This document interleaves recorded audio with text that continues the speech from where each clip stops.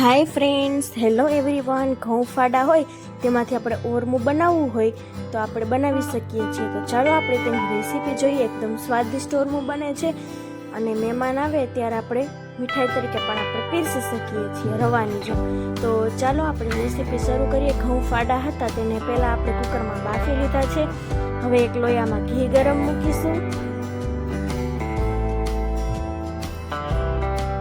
એમાં 3-4 લવિંગ ઉમેરી દઈશું.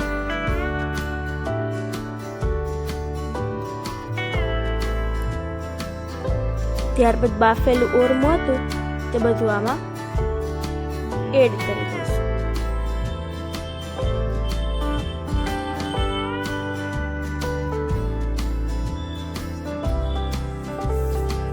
બધું જ ઓરમું એડ થઈ ગયા પછી આપણે બરાબર રીતે મિક્સ કરી દઈશું.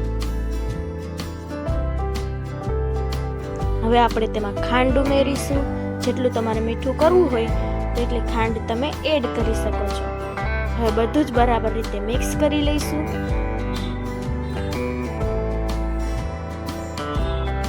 એકદમ સરસ રીતે તૈયાર થઈ ગયું છે.